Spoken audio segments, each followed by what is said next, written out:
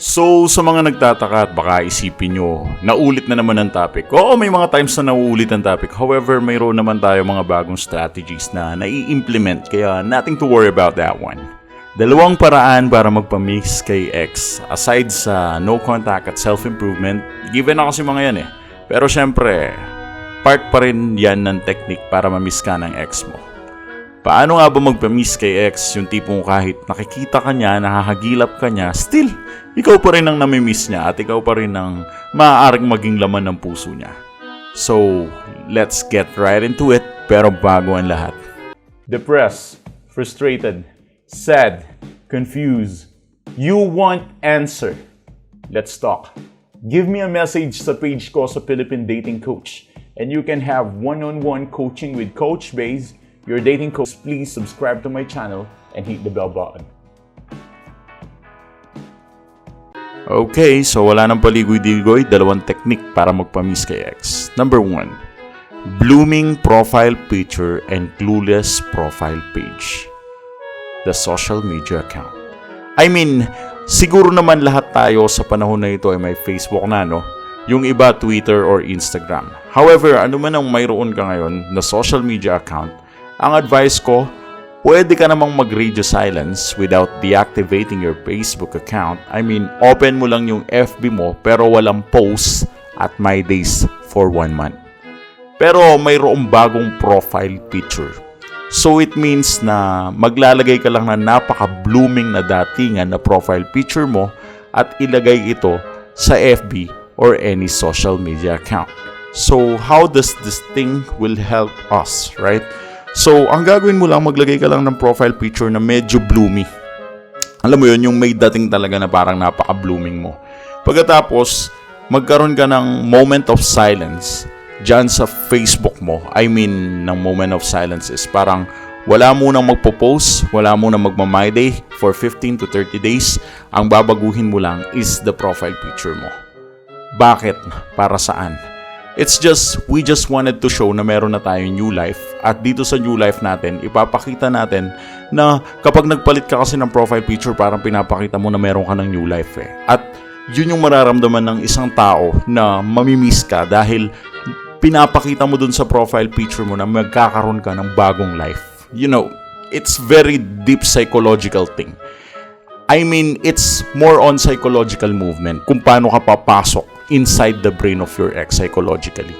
Changing your profile picture will make an impact para dun sa bagay na yon. Basta make sure na blooming lang to. Dahil kapag nakita niya yon, bigla niyang maiisip o marirealize na, ang taong ito. Dahil nagiwalay na kami, hindi ko na siya makakasama kahit kailan. Okay, that's the number 1 thing. Gusto nating ipakita sa kanya na ikaw ay hindi na niya makakasama kahit kailan at may dapat siyang panghinayangan dahil dun sa blooming profile picture mo. Okay? Number 2, through his or her friends' testimonies about you.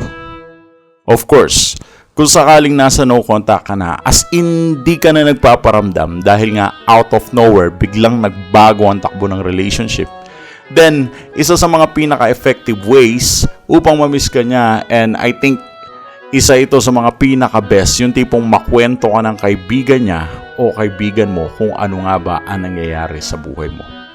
Siyempre, dahil sa no contact na ginawa mo, you created a huge mystery. And because of that, curious siya para ma-fulfill ang curiosity niya, magtatanong yan minsan sa mga friends niya or friends mo kung kumusta na ang buhay mo.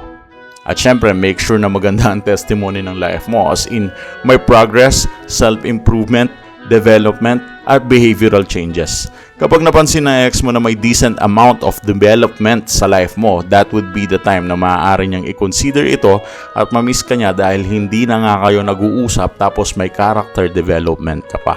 I mean, darating kasi dun sa puntong minsan makikipagkwentuhan yan sa mga friends mo eh. Mga certain friends or particular na tao na pwede niya makakwentuhan. Like kaibigan niya o kaibigan mo. And that time, yung mga kaibigan mo magkukwento yan or mga kaibigan niya magkukwento yan about sa life mo, kung ano na bang nangyayari sa'yo, right? Kung meron kang in-start na business, kung nai-improve ka ba sa career mo, kung napopromote ka ba, kung may bago ka bang tinitirhan, right? Gumaganda yung katawan mo, gumaganda yung behavioral status mo, I mean pati yung status mo sa life. family mo, financial aspect, I mean, mas may impact kasi yung story na meron ka kapag hindi ikaw yung nagkwento o nagyabang sa kanya. Mas magiging mataas at malaki ang impact kapag ibang tao yung nagsabi kaysa ikaw ang nagsabi. Right? Bibigyan kita ng sample. Example, sinabi mong magaling ka. Kung sasabihin mo sa akin magaling ka, di ba parang ang awkward nun? Right? Hindi magaling ka, okay.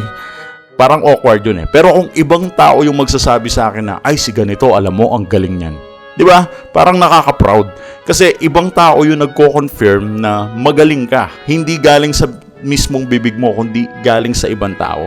And because of that reason, mas paniniwalaan ko yung information na galing sa ibang tao na magaling ka kumpara sa mismong bibig mo na magaling ka. I mean, sa simpleng salita, kung talaga nagkakaroon ka ng self-improvement or magandang buhay, hindi dapat ikaw ang magkwento at hindi dapat iparating to galing sa bibig mo. Mas maganda kung ma-realize niya at malaman niya na meron kang self-improvement at development dahil sa mga taong nakapalibot sa kanya. Dahil believe me, 100% mas paniniwalaan ko o mas paniniwalaan ng ex mo na nagkakaroon ka ng self-improvement kapag ibang tao ang nagsabi kumpara sa'yo. So, dalawang technique lang yan. Blooming profile picture and clueless profile page. And number 2, through his friend testimonies about you.